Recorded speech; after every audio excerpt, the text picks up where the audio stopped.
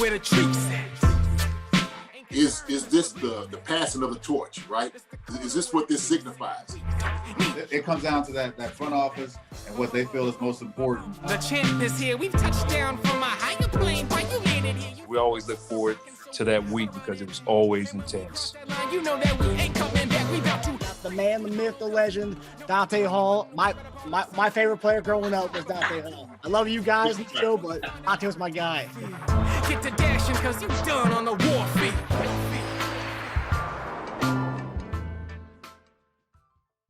This episode of Chief Concerns is brought to you by BetOnline.AG and Balance7.com. If you're into sports betting, BetOnline is where you should go to win money today. Whether it's live bets during games or futures for who you think will win the championship, BetOnline has all the latest odds, news, and information for all your online betting needs. Visit the website today or use your mobile device to join and receive your 50% welcome bonus on your first deposit. So before the next big game, head on over to BetOnline and start playing today. BetOnline, your online sportsbook experts. So I don't know if you heard, but apparently former NBA player Lamar Odom may be returning to professional basketball in Spain soon.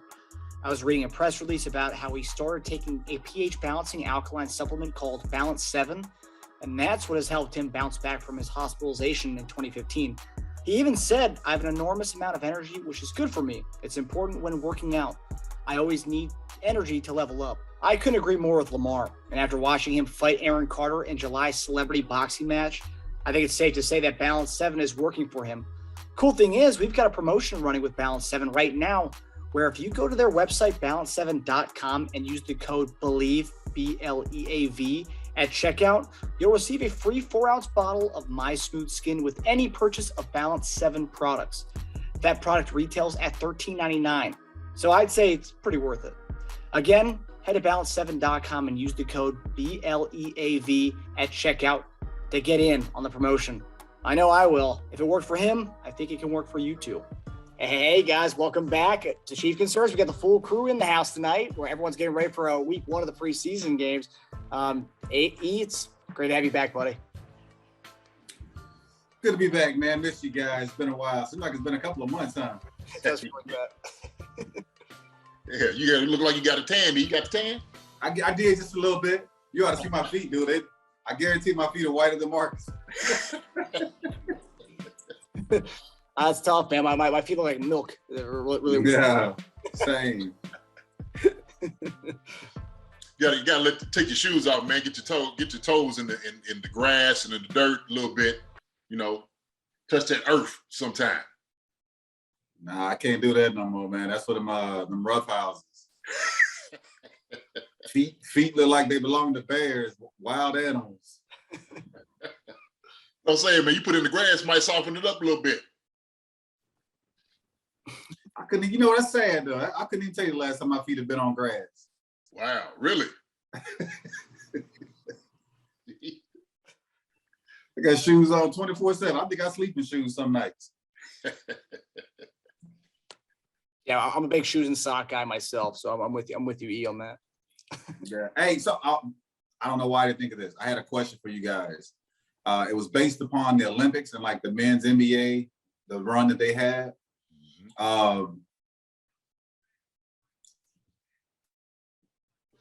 Why would we're taking the best of the best? Obviously, that's what the Olympics is.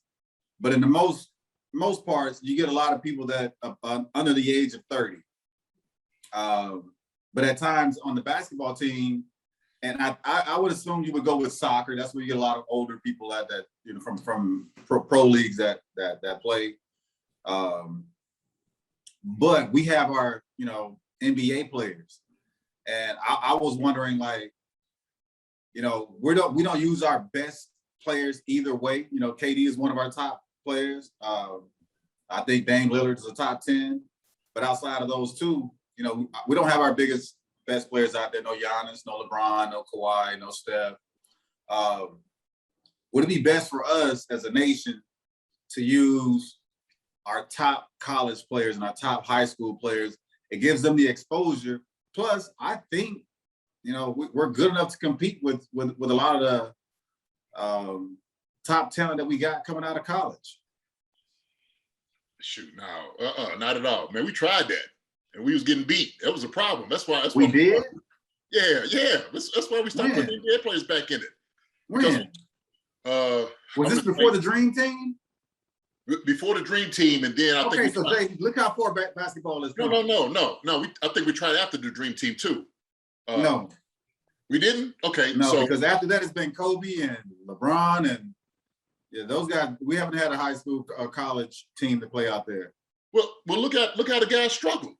So they have not. So because there's no team chemistry. That we struggle right now to me because everybody's a one-on-one player. You got great coaches, but you got these players out there that are so, one-on-one dominant to the points where they know their skills so well. It's give me the ball. There's no running plays out there. You might get a couple of screens and plays like that, but for the most part, Popovich, they're not drawing plays up out there for those guys. Yeah, I think you're still gonna run into the same problem, man, with college guys, because guys are coming into the league are one and done.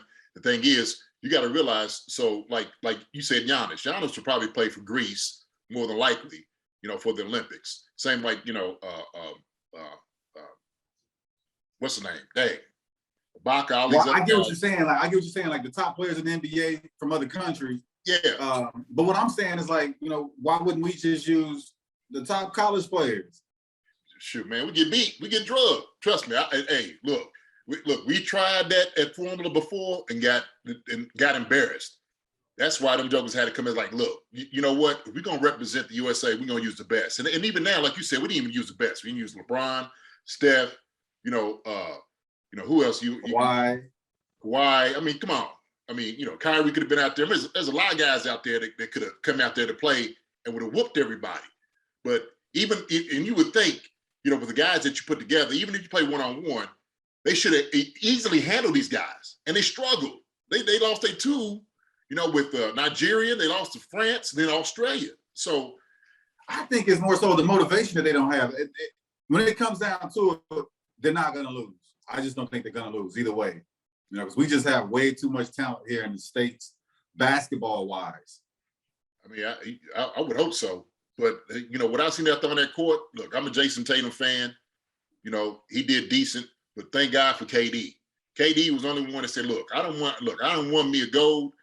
I'm not getting embarrassed out here with these guys like this.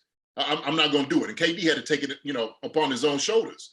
Because other guys, man, it was just, and here's the thing. It was a lot of just bad defense. And I know you see the games, man. It was just bad defense. Guys just wasn't playing like they should have. Because if you worry about I get that. And I get your point. What you're saying, like college guys, now all of a sudden you have somebody who's going to try harder, trying to do these things. And look, you could try it, but I don't know. I don't know if we have time to be embarrassed, to be honest with you. If you're at the top of the world, I don't know. And then it's like most guys want to win a championship rather than winning an Olympic gold medal. So I think it motivates those younger kids, college and high school, to play harder to achieve that gold medal or whatever medal that they get. When yet, yes, it is a great feat to go out and to get a gold medal, is supposedly the best of the best, but that's not how the NBA players look at it that way. They'd rather chase that ring than chase that medal. Well, I mean, that goes on to your resume. Yeah, your resume. You know what I'm saying? I mean, that's part of. Yeah, man. Look, hey, if I'm looking at my resume and I'm getting considered for like whatever, Hall of Fame, whatever, shoot, the more accolades I can get, the better off I'm gonna be.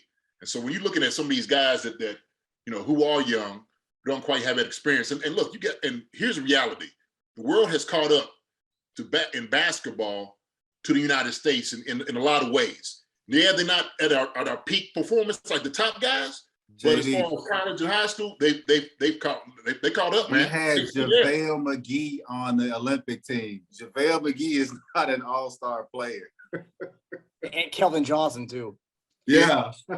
Is any one of them guys better than college guys and high school guys? That's the question.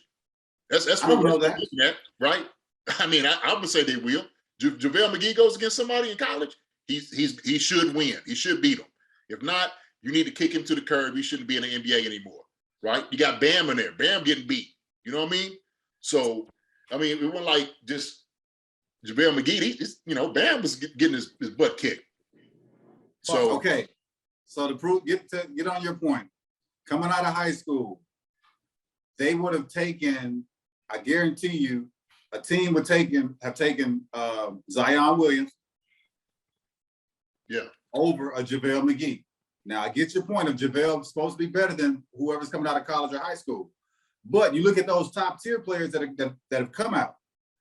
Look at the top 5 picks, or I can go top 10 picks. Which one of those top 5, 10 picks would you give up over JaVale McGee? Shoot, none. I mean, I'm putting Zion on. Zion should have been on. To me, he should have been on the Olympic team.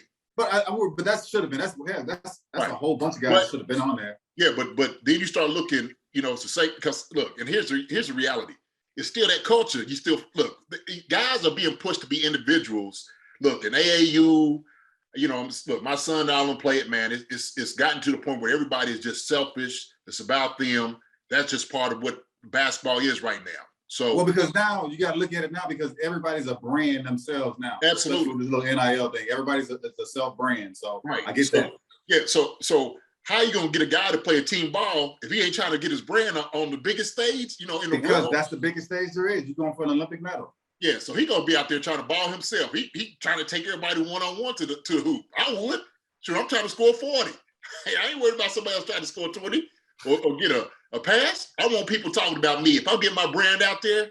Hey, you see what Jason Dunn did in the Olympics? He was killing them, right? That's for a young man, a young mind, yes. Now, but when you're the best of the best, isn't that what you're supposed to do? What's that?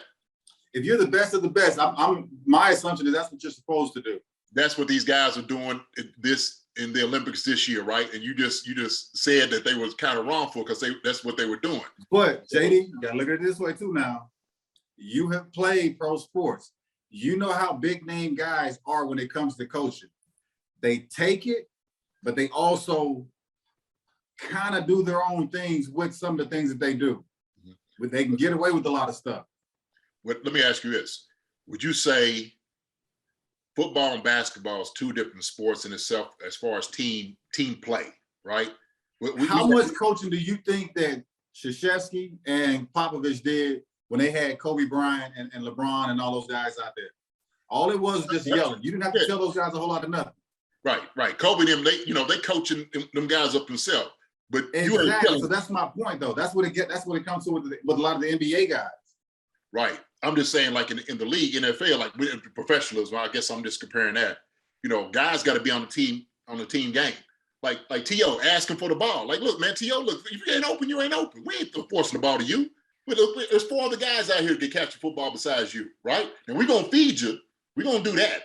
But it happens. It does. Well, I trust me. And you've heard, we got guys like that, right? And you see guys, what happens when guys are individuals kind of like in the league. What happens? You know what I'm saying? You get you're being castrated because you are that individual trying to be more than a team sport. Because you being an individual in football ain't gonna work, man. You ain't gonna win the Super Bowl by yourself. I don't care what you do.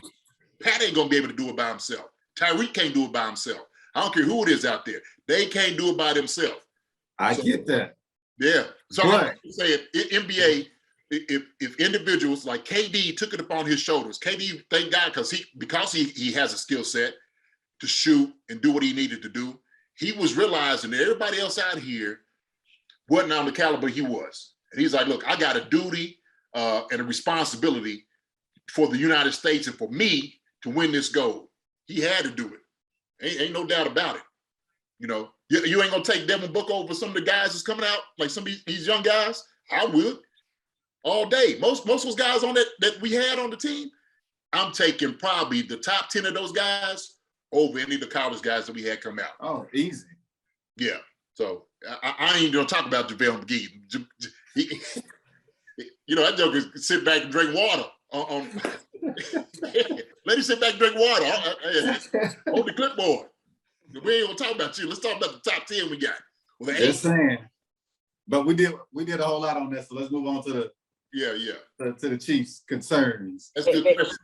They did say, though, with the reason why a lot of guys opted out is because the shortened off season last year. A lot of guys kind of wanted to have the full off season this year as much as they could, and that's why some of the guys didn't play on the USA team. And then also, this is one thing that last thing before we move on is I feel like the refs were kind of letting these guys play, and a lot of these NBA players, especially our team, we're used to getting these foul calls and going to the free throw line and making points that way. Whereas these international ball, they're kind of letting these guys play, which I did notice. And I kind of liked the refs letting them play, which, maybe says a little bit about what the way the game is going on in the NBA is that, and they said they're going to look at those ticky-tack fouls when it comes to Trae Young and those kind of things that this year, this offseason. So hopefully we kind of go towards this international kind of brand of playing and letting the guys play. So yeah, hopefully that goes that way. We'll see. Yeah. So it's week 1 of preseason football for the Chiefs here, and so we're going to get into some of the questions here based on that. But first, first concern tonight. So in an article published this week by The Ringer, Patrick Mahomes says he's watched Super Bowl plenty this offseason. And one of the quotes that kind of stands out in terms of the way he says he can improve this season is, quote, "I kind of get back to that backyard style of football a little bit too much." And you could definitely see that in the Super Bowl. I mean, there were times the pockets were clean and I was still scrambling. Now, nobody seriously thinks he was the reason why we lost the Super Bowl, but hearing him say stuff like that after a whole offseason to watch the Super Bowl and kind of improve his game, what does that tell you about Pat in going into this upcoming season? I mean, for me, it just tells me the things that I've already known. He's a selfless guy. He's not one to sit there and point the finger at the offensive line for missing a block, a receiver for dropping a pass, tight end running a wrong route, the running back misdirection and not picking up a block coming in. So he's there to make sure that he is a team leader. And for him to be in that position, they put their all trust in him right now. The bank is already in his backpack. So for him to go out and to sit there and critique whatever he saw, that wouldn't be, like we were talking about earlier, team ball. You don't sit there and do that. You sit there and pick out the things that you did during the game. And even though we didn't think he played bad or had any mistakes, when you're trying to get out of pocket, we're all in awe because Patrick is always doing amazing things. And even during that game, he made some amazing throws and some of those catches that, probably didn't accumulate to what they've been over the years.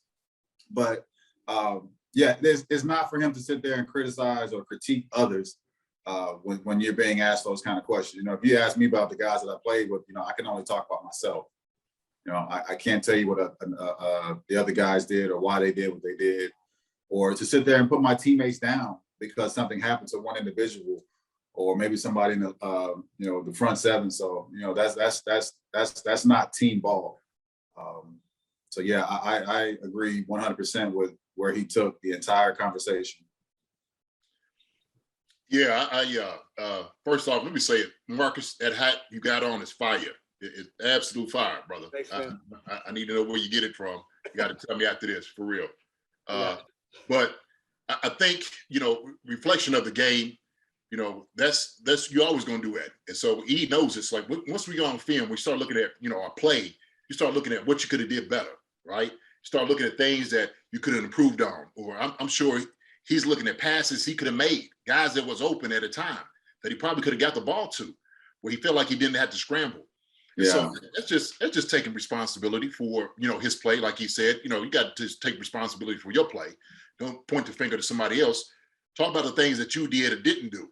And so I think it's just a mark of a winner.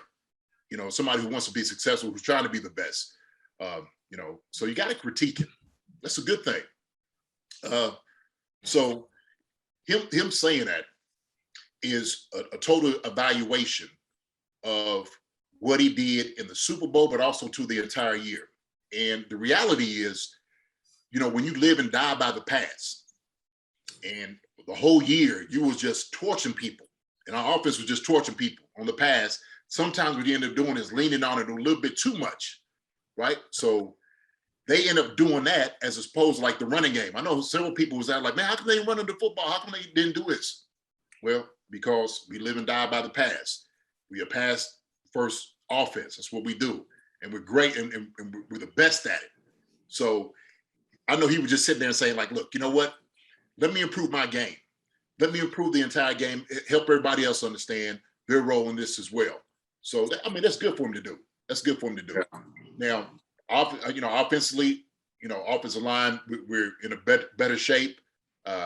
Him having a better handle. I think now when you see him at camp, he's got great rapport with the guys, even the new guys coming in. And part of like being that professional guy is helping other guys learn what you need to do to win the game at all costs, right? So that just goes into it. So yeah, I mean, hats off to him, man. It's just, self-reflection is good for every one of us. Yeah, and I gotta give him credit for being able to watch that game as much as he probably has this offseason because as a fan, I can't watch that game. I've watched it once and I've seen clips here and there since, and I can't watch it again. I can't bring myself to do it. So I give him a lot of credit for being able to do that. And also, I guess one thing that part of Patrick Mahomes' charm. Obviously, he's a badass and he's one of the best. To me, he's the best in the league. But part of his charm is the whole backyard football style that he does bring to the NFL. And for him to say, I bring myself to do that instead of just in a clean pocket, stepping up and actually making a throw. I find myself to do the backyard style. I mean, that's part of his charm, though, man. It is. So I mean, when he says that, I don't want him to lose that, lose that kind of, that kind of charm he brings to the table. I don't want him to get rid of that, I don't think you will. Patrick's Patrick. I've seen on Instagram and other social media outlets, he's out at training camp making the same passes. He's not doing a lot of the scrambling per se, but he's making a lot of the passes, whether it's a no look, the sidearm. But he's got to be himself because, as you said, that's him.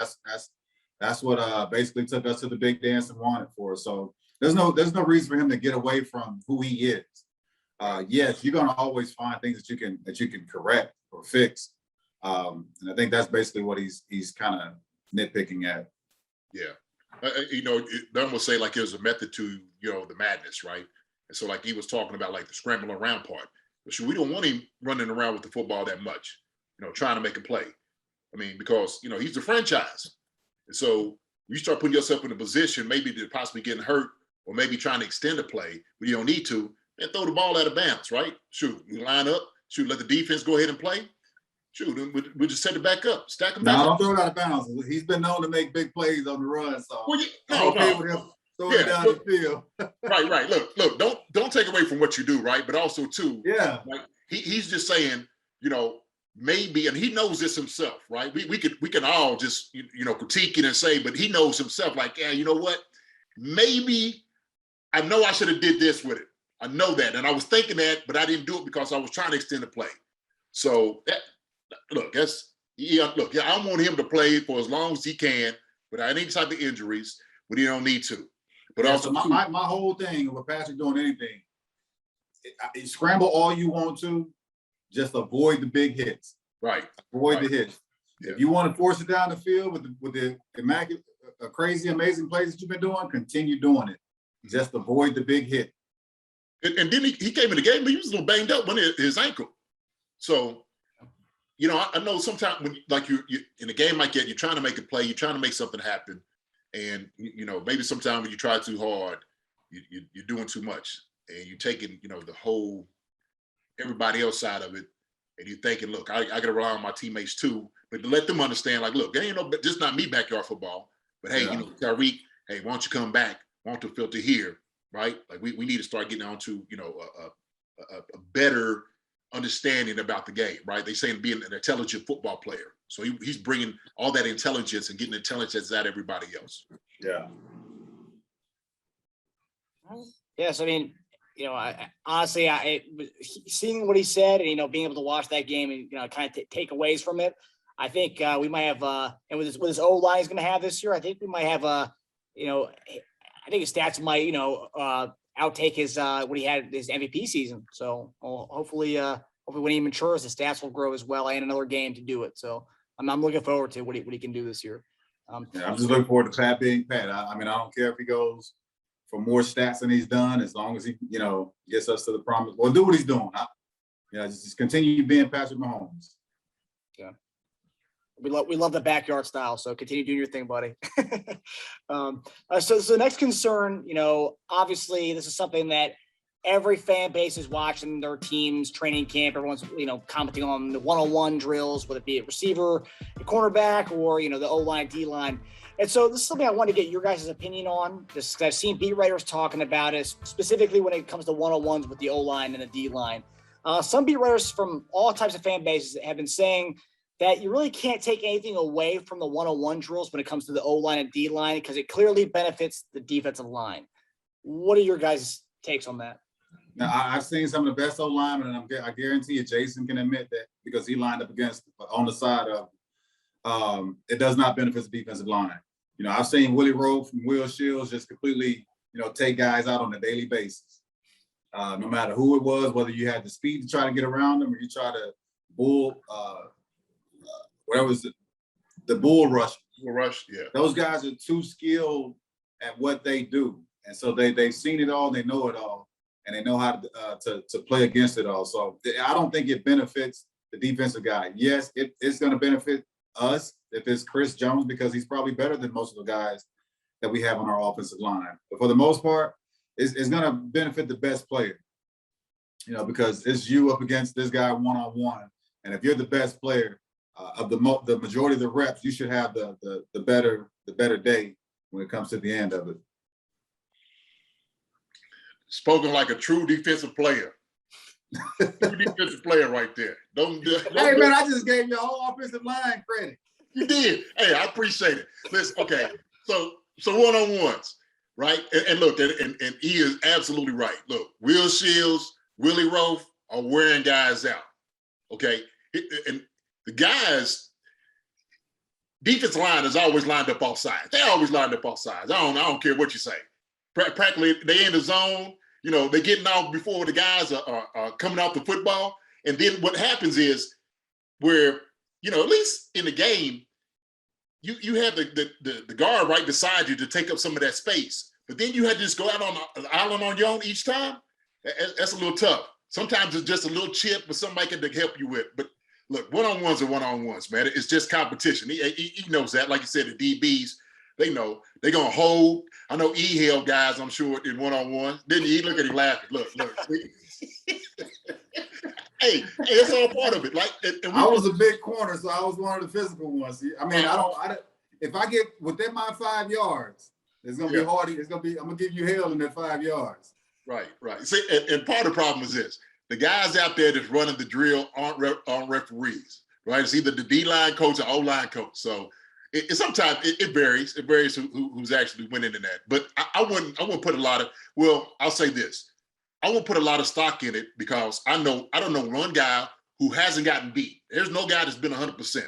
Guys just gonna get beat in practice sometimes. It's just what it is. I mean, these guys on the other side get paid too. And so if he ain't beating you, you need to evaluate the guy that you're going against. Yeah. Maybe you don't need to be out there on Sunday.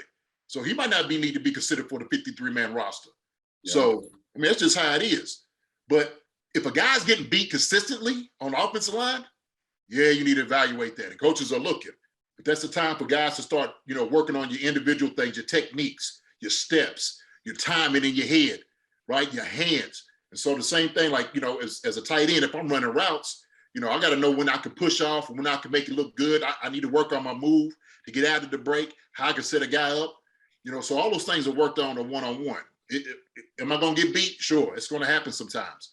But a guy that's starting, if he's getting beat all the time, then you might have a problem. Now you need to evaluate it more.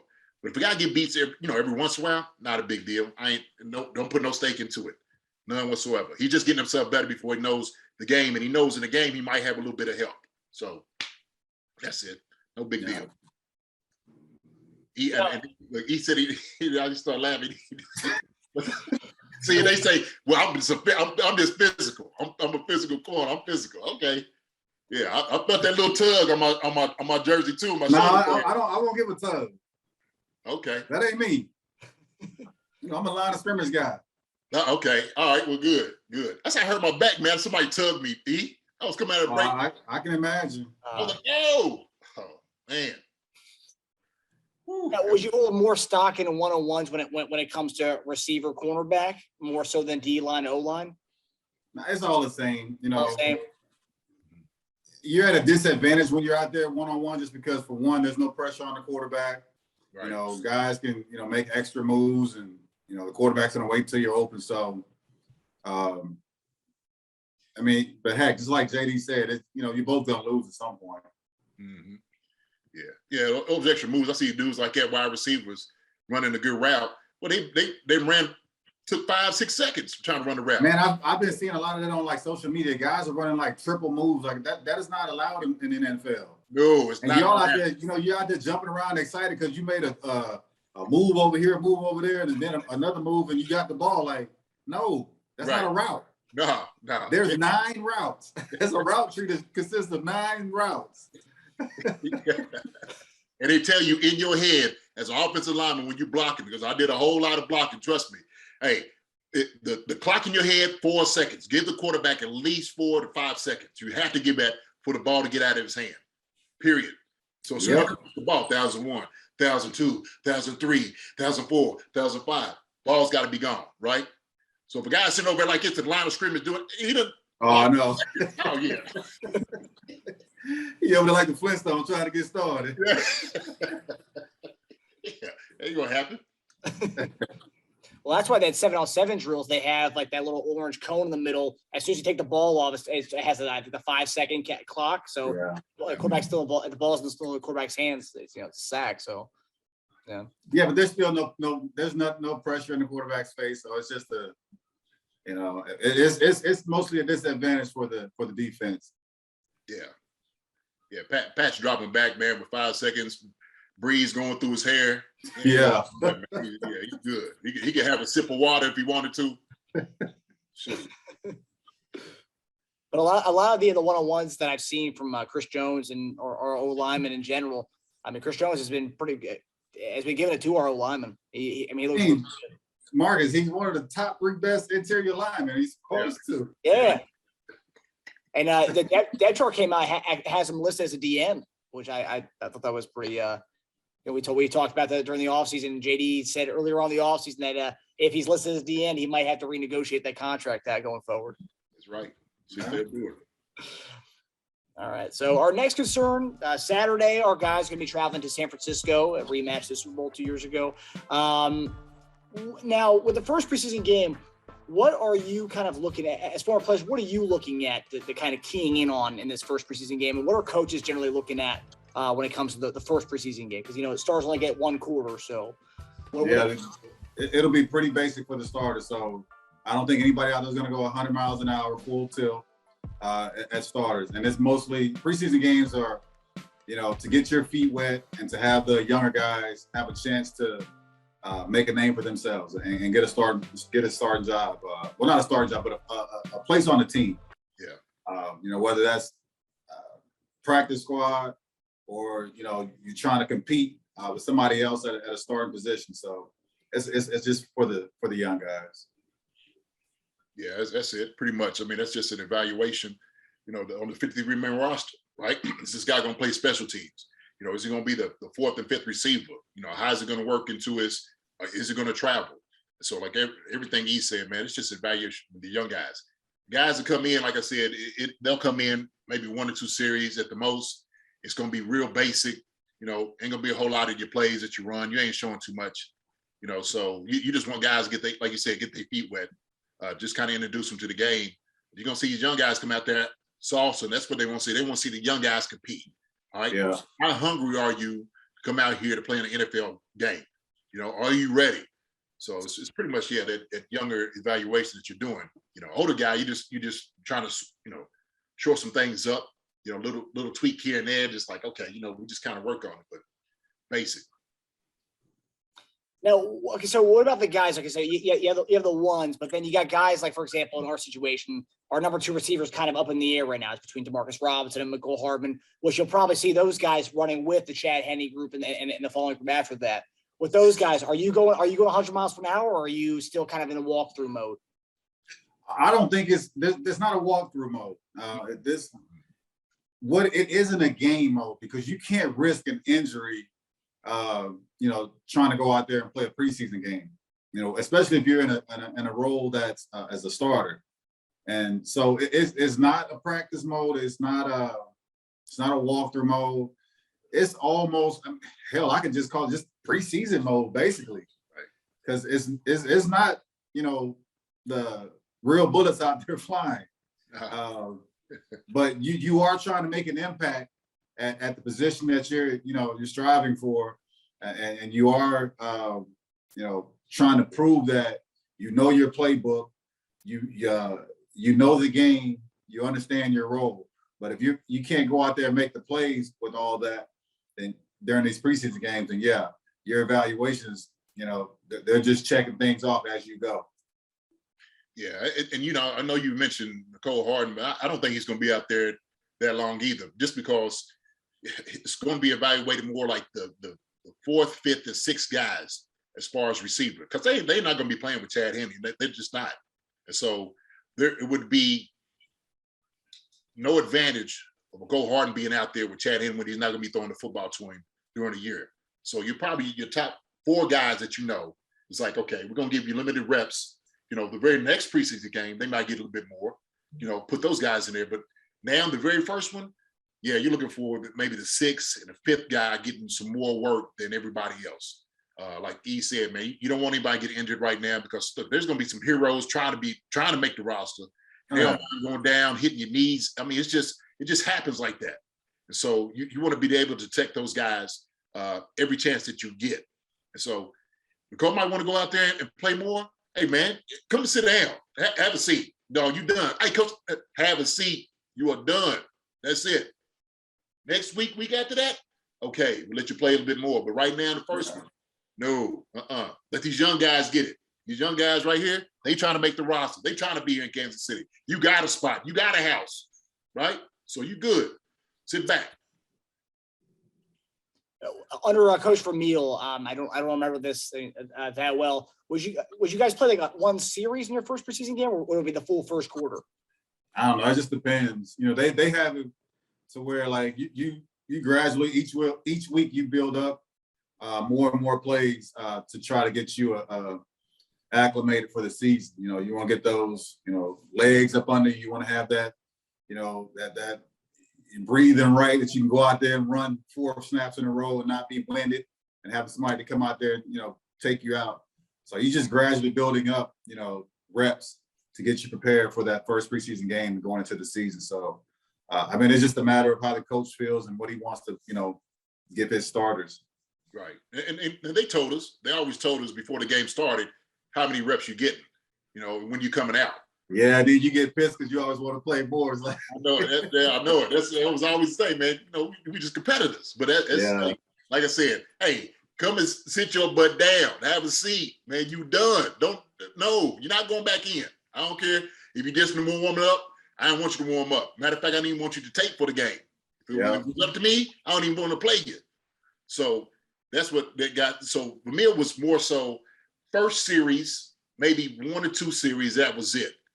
And then second, third tier guys might get a little bit of maybe the second quarter, and you done at first. Well, I tell you this: if you go out there and they tell you got 1 series, and you go out there and stink it up, you might be run out there for a second series. And that's a good chance, because they're gonna want to see something positive out of the team. So. Mm-hmm. Now, was there ever a time where you guys remember during your first preseason game where maybe one of the guys, one of the starter types got hurt in that first like kind of preseason game? You're like, oh man, like shoot, like a bad injury. Do you guys ever recall a time like that? I don't recall a starter getting hurt, not in a preseason game. My memory doesn't. I don't have the best when it comes to storytelling like JD. I just know that for my first, I was in that draft class with Randy Moss. He was the first round pick and the highlight of the entire Minnesota Vikings team. And he didn't have the best game against me, but I think he caught like a 25-yarder.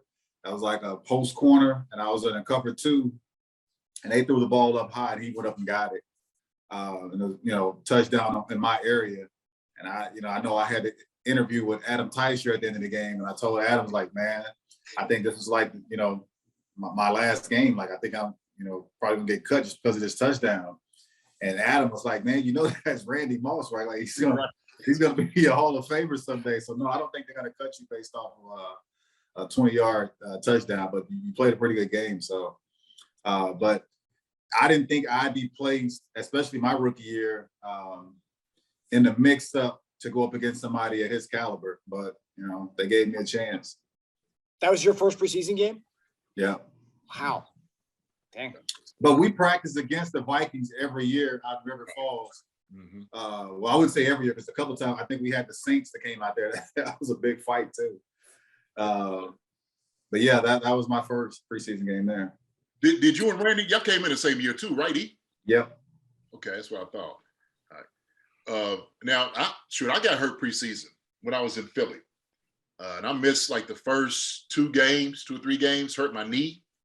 And it was just like one of those things. I was blocking, and the defensive end from the opposite side kind of got thrown over, and his helmet ran directly into my knee.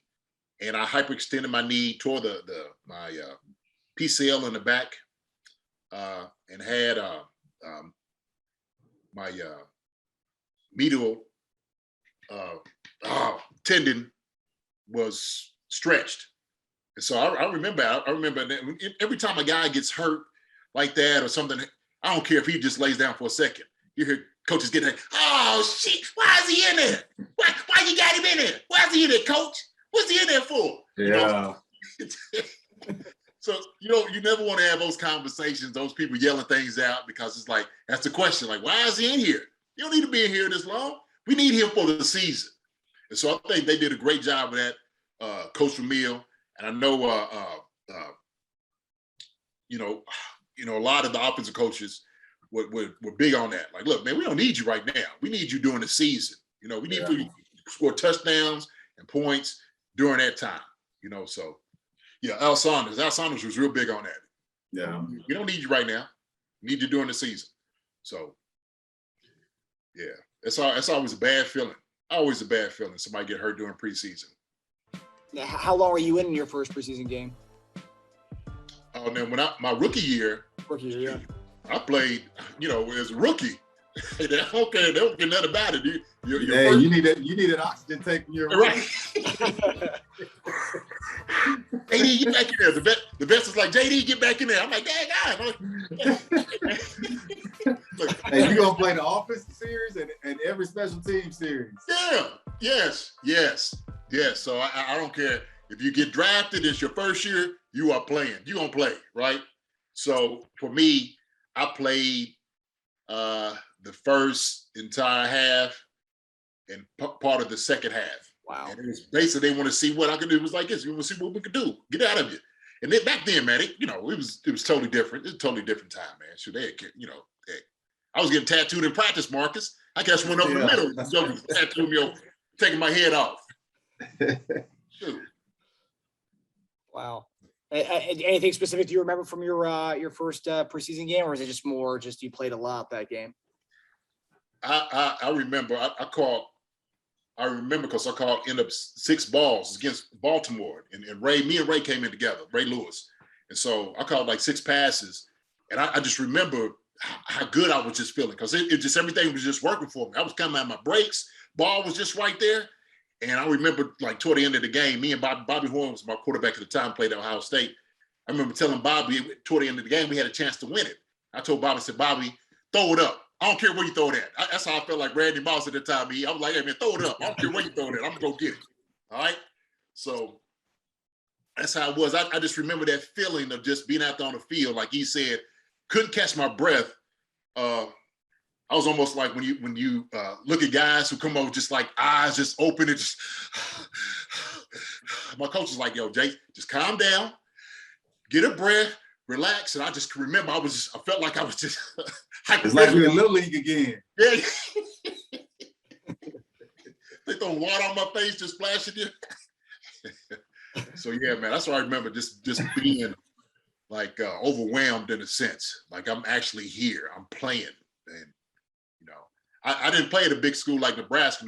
How many of y'all have every year, at a game? Every game? 80,000 maybe? See, he played in the 80,000. We was getting maybe 25,000, maybe 30 at our game. So you see 80,000. Oh my golly, this is totally different for me. But I enjoyed every minute of it, man. But yeah, you could hear guys' knees shaking coming out of the coming out of the tunnel. Now with Eric, since you were later on in the draft, now is that a little different when it comes to like as far as being a 7th round pick? Were you guys on the field more than the obviously the others 3rd or 2nd round guys? No, I mean, I think Victor Riley was our 1st round pick. He got his reps with the 1s, and I think he got some extra reps with the 2s. And then they pulled him out. I don't recall. I don't know what I don't know if I was with the 1s or not. I just know that it was a couple of series that I had to run up against Randy Moss. And why he was in the game so long, I don't know. But when they throw you in there, you don't really care who you're with or who you're going up against. You're trying to make a team, you're trying to earn a check. So you got to go out there and make plays. And, I get it what Jason's saying, like you dead tired, eyes bug wide, but, you got to try to suck it up and find that energy to get you through the rest of this game because, that's a nice income that you're trying to make. So you're willing to do whatever it takes and stay on the field for every single rep if you have to. Now, Jason, you said you were kind of nervous from that. I'm sure both of you guys were nervous for your first preseason game. That kind of the jitters you have for that first preseason game, was that anywhere near the jitters you have for the first regular season game? Or was it more just like that was your first NFL game, no matter regular season or preseason, you were just kind of just like nervous? Did it help with your regular season game? Man, I had jitters every game I went out there that my rookie year. You just had the anxiety of just going out there. I think anticipation more so than it was. So it was almost like that. So I kid you not.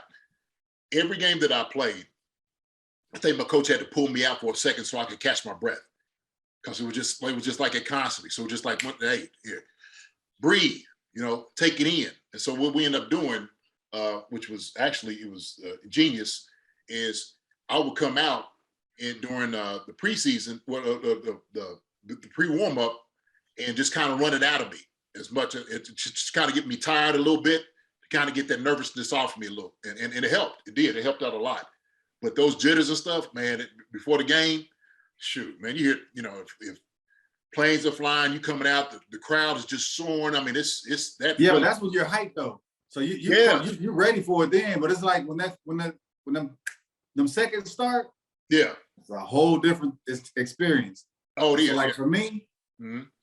I was not even on special teams when I became a starter. But I would run down on the kickoff team every game.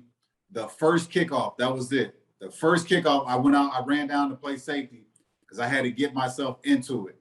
And for the first play when we lined up, every single game, E. Hicks will tell you, every single game, we would headbutt each other. Is that right? Yep. Tradition. That's good. That's good. And that's what it took. It took the first hit for me. The first hit was the one that kind of woke me up, got me out of that nervousness and stuff. That's what it was. And that's what I just needed. I needed that first one, like, just go, okay. All right, get your bearings. Here we go. Let's go. All right. Okay. So last thing before we go, I know we kind of briefly talked about the first preseason game. What's the one thing you're going to be looking for in the starters in that first quarter? And obviously, it's more of like a dress rehearsal, just try to get everyone acclimated again. But what's one thing you will be kind of looking at from offense or defensively just in that first quarter? The first game isn't going to tell me anything. I mean, it's basically going to be the young guys, and I think we mostly are looking at the young linebacker core to see what these guys do as far as competition-wise, the offensive line to see what kind of chemistry that they have together. Other than that, I think the rest of the team is basically set to what it was from last year. Yeah. And you're right now trying to have these guys here work on their chemistry and at team speed, at game speed, to see how well you kind of put this thing together over camp. So I think the linebackers and the offensive line for the most part. I think the receivers have done enough during training camp to put themselves in a position as to what the receiver core is going to look like throughout the year. And the rest of the team is probably set the same way.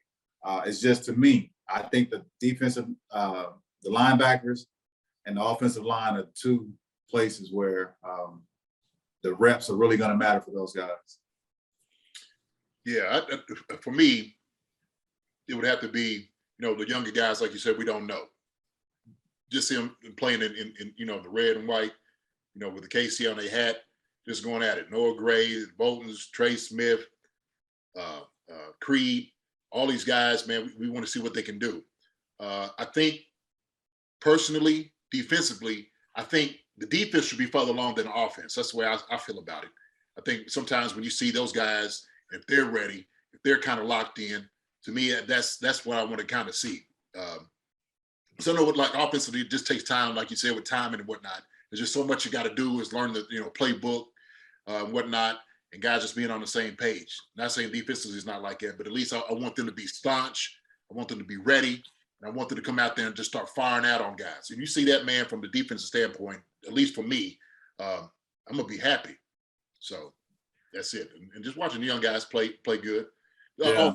And some of the I'll say this too, the running backs, right? I want to see some of these guys, man, get in there. Jared McKinnon, the Williams. I'm going to check these guys out. I'm going to see what they can do. Hilaire ain't going to get a whole lot of in, out. But these other guys, let me see what you can do. Yeah, I obviously, same for me, the young guys in the O-line, the young linebackers. But, yeah, the running backs, because we have 4 right now, between Darwin Thompson, Darrell Williams, McKinnon, and Hilaire. It's Williams, McKinnon, and Darwin Thompson. See which ones last and which because we're probably not going to hold 4 going into the season. No. So one's got to go, and Darwin Thompson just got back from injury, and Darrell Williams just got back from injury as well. So we'll see what happens with those guys. And then Jarek McKinnon signed a really small deal, so we're not really tied to him. So it's going to be interesting to see what comes out those 3. Yep. Tell you what, man, they just tell you, man, hey, make it hard for them to cut you. Make it hard. Make it a hard decision for them to cut you. You want them guys staying up late at night like, man, he plays so well. Hey, God, what we going to do? Right? Shoot. I mean, it's going to sound like they made it hard to cut you when they bring you in the room. Man, it's a difficult decision, but no, it ain't. Yeah. Hey, man, we didn't know what we was going to do. She made it hard on us. Yeah, some of them guys, yeah. I mean, I can see, like, it's got to be hard no matter what. Even if a guy's just like, one of the first ones to go, you've built a relationship with these guys over the last few months and whatever. So I can understand how hard it is, especially as a position coach, to let them go when you built such a relationship with them. So, but it's the nature of the game. Yeah. The first round of cuts happen after the first game. Yeah. Mm-hmm. Yeah. Yeah. You got to start cutting the fat off. Start trimming it. They already started evaluating, trim the fat. They already know. So, it's always that second and third preseason game. It's always going to be tough. So, and there's probably going to be more cuts with the new three preseason games. Probably going to be more. It's going to be expedited now. It's going to be kind of a faster process, probably, right? I have to imagine. And second preseason game, boy, is going to be woo. Hey, and the thing is, because you start camp with a lot of guys, when you get to that 53-man roster, you're like, man, where did everybody go? Just like it just. You notice it. Yes. Yeah. Man. So. Well, we wish all the young guys across the league all the best of luck this weekend. Hopefully everyone stays injury-free, and hopefully everyone makes it hard for their coaches to make a tough decision, or make it, make a coach make a tough decision, essentially. Yeah. All right, so let me ask this before we go. You expect us to win? Let me ask that. Expectation to win? Do I? Yes. I mean, I would hope so. Okay. I think we're the better team. Okay. All right. I think the Niners are going to win just based on the fact that with the whole seeing how Trey Lance looks in a game, and I think he might get, because I think Mac Jones got a lot of playing time tonight, and I think they're going to let Trey Lance play a little bit longer. And between Trey Lance or Chad Henne, I think Trey Lance, if he's got a future in this league, he should be able to outperform Chad Henne in this opener. But it's preseason. We'll see. All right, guys, that does it for us. Thanks for tuning in to Chief Concerns presented by BetOnline. We'll see you next week, and hopefully we have some more stuff to talk about with the what happens in week 1, and obviously looking forward to week 2 of preseason and I think week 3 of training camp. So, and if anybody has any concerns for these two guys, please tweet at us at @ConcernsChief or email us at chiefconcerns@yahoo.com. Guys, we'll see you next week. Peace. All right. Easy, guys.